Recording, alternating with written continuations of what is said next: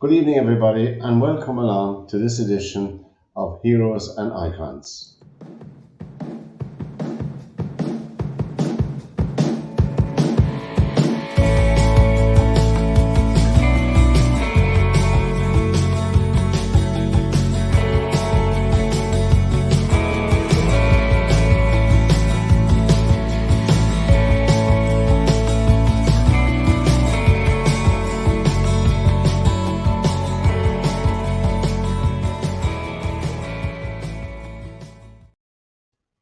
And welcome everybody to this edition of Heroes and Icons with myself, Pat Barry, on lirmedia.tv, and all our programs. You can find them on our YouTube channel, lirmedia.tv. Press the red button on the right hand side to subscribe to our channel. It's free of charge, and give us a like as well. We very much appreciate it. Now, this is Series 2, Episode 8 in a short series of Heroes and Icons. These are people and personalities that we pick out from the 19th and 20th century who we felt made an impact, whether it's in film, song, dance, the arts, writing, you name it. If you have any suggestions for the show, please send us an email at info@learmedia.tv with anyone you'd like us to highlight, and we will certainly do the best we can to do that. Or indeed, if you want to join us in the studio anytime and speak about your hero or icon of the 19th, 20th century, then you're more than welcome to do that as well. And thanks to all the people who have taken the time to contact the show. It's very much appreciated. Now, as you can see from the collage behind me, well, there's no mistaking that the subject of this program and this Series 2, Episode 8 of this, and by the way, when we're finished Episode 10, Series 2, and we have Series 1, we have 10 episodes, we will be producing them on DVD, each series, and we will be selling them to raise money for two charities. But we'll give you more details on that by the end of the year, for the Christmas market. My goodness, when I say it like that. Anyway, the subject of our hero and icon today is, I suppose, one of the most beautiful women, or one of the superstars of the 50s and 60s, and that was Sandra Dee. And of course, she got married to another superstar in the singing, in the genre of entertainer, and that was Bobby Darin. She got married to him in 1960, but more about that later on. Now, she was born Alexandra Zook. She was born Alexandra Zook, and she was born in 1942, and in Bayonne, New Jersey. Bayonne, New Jersey. She was the only child of John Zook and Mary, I'll have to read this, Mary Symboliar. They were both Russian Orthodox, members of the Russian Orthodox religion church, and they met at one of the dances from the Russian Orthodox community, and that's her mum and dad I'm talking about now. They fell in love and got married as teenagers, and Sandra was their only child, and she was born. Well, alas, of course, like many teen marriages, not many, but like some teen marriages at the time, well, they divorced when Sandra was 5 years of age, and obviously that had significant ramifications for the young Sandra as well, as it would on any child indeed, you know. And I said she was now, obviously, yeah, as I said, they divorced when she was 9, and she was, I suppose she became a child model. Because you could see from the pictures behind us, I mean, she was an incredible, features for that, I suppose, job. And her mum, I mean, obviously she was earning, by the age of 11, she was earning $78,000 to $80,000 per annum in the 1950s, and that was a huge sum of money. I didn't do the maths on it, but I tell you, that was just, She changed her name from Alexandra Zook to Sandra Dee when she had a successful modeling career. And as I said, she became a successful model at the age of 4.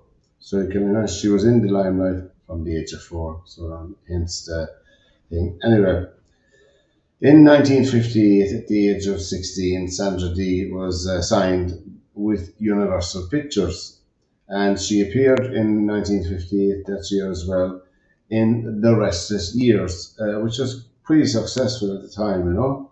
And in 1959, she appeared uh, opposite Lana Turner in Imitation of Life. Opposite Lana Turner in 19. Now, this was a very, very successful film, very successful both the way it was received by the critics as well, and indeed in the box office as well, where it took in $50 million plus, and that was a huge. That was in 1959, and of course Lana Turner was a superstar, but it really catapulted Sandra Dee, as they say, into the stratosphere.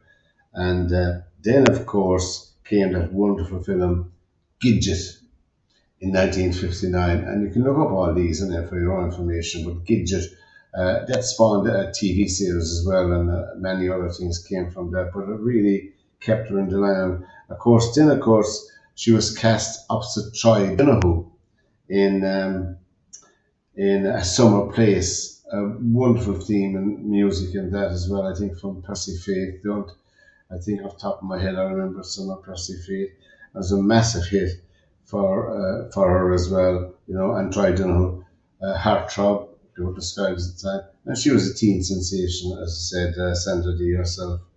But anyway, that was in the 1959. Of course, then shortly afterwards, she met Bobby Darin. And obviously, Bobby Darin herself, they fell in love. Now, Bobby Darin was very successful. He was very successful as a songwriter and an entertainer with Splish Splash and Mac the Knife, Dream Lover, and really he was a fantastic all-round entertainer. Not alone could he sing pop songs, jazz, country, you name it, Bobby was it. So that was some of the problem associated trying to get it. But I mean, Las Vegas became the center of attention for the entertainers like Bobby Darin, and his young bride, his young wife, came to him, and she developed a huge, a drinking problem and gambling problem, if you weren't careful, very quickly in Las Vegas. But anyway, there you go. Now, obviously, at that time in the 1960s, there was a lot of charismatic people came to the fore, not alone in the entertainment industry, but in politics as well. Of course, you had in 1960, you had John Fitzgerald Kennedy, who was the first Roman Catholic to be president of the United States. He was elected in 1960, and he was only in his late 40s at the time. That was John Kennedy, and he epitomized that generation, politically speaking, in America, socially and politically at the time, and signified so.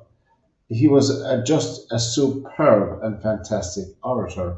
There's no doubt about that, you know.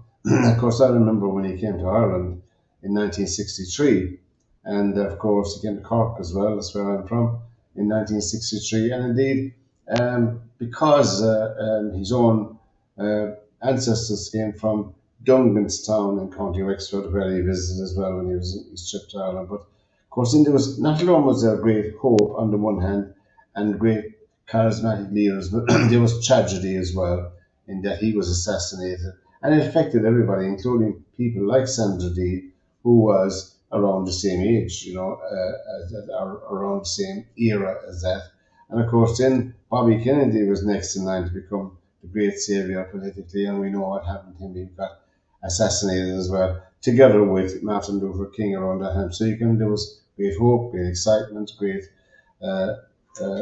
thing around them. But then, of course, there was machinations in the background politically, which this program won't cover, but you can read about that as well. That was the two Kennedys and Martin Luther King. But Sandra Dee, at this time, her film career was beginning to be underway in 1960. But anyway, herself and Bobby Darin got married in 1960, and they had a son, Todd, an only child again through the union, and indeed.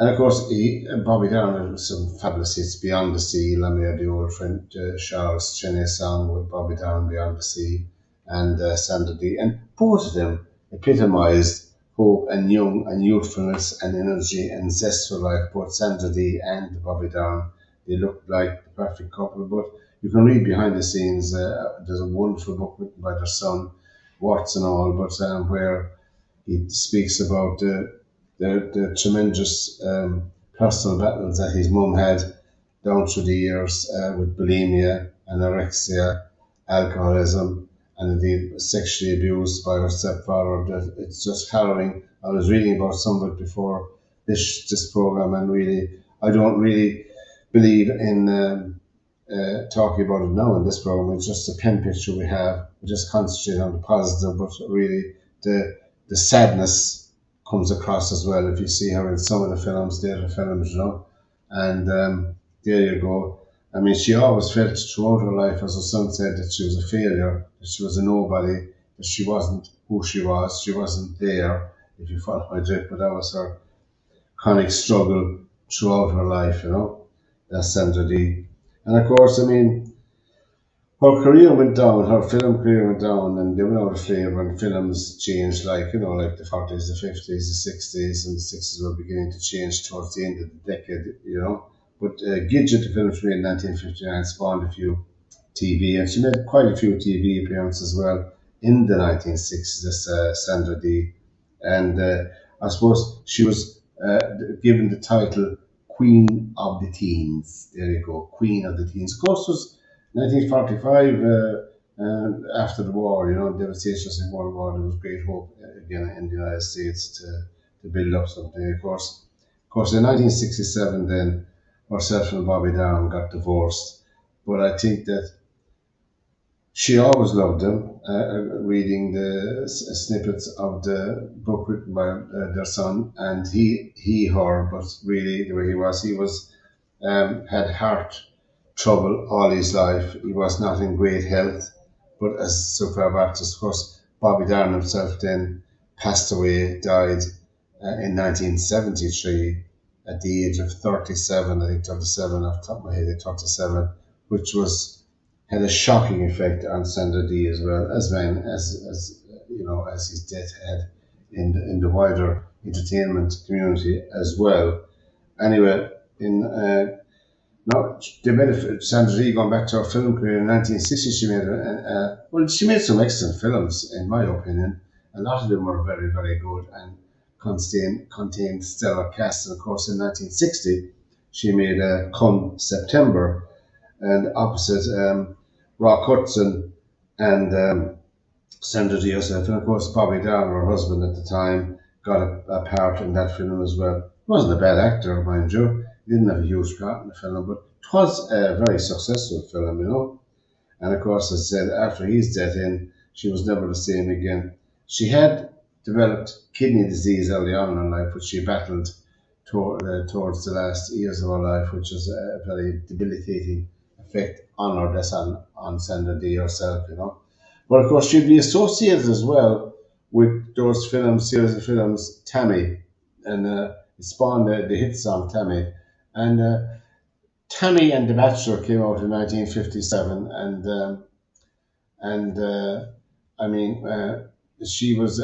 cast in the 1957 film Tammy and the Bachelor. The cast included Debbie Reynolds as Tammy, Leslie Nielsen and Walter Brennan, and Fairy and Peters Mullen Smith.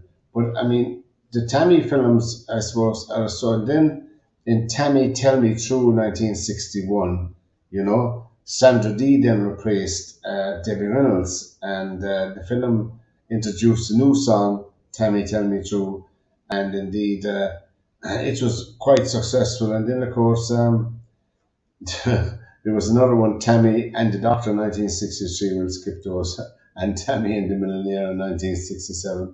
But they were pretty less challenging films, more family films, more orientated, and feel-good films as well, And they didn't do anything to stunt her image as well, And they were, and she earned a few bob for them as well, and she made a decent living.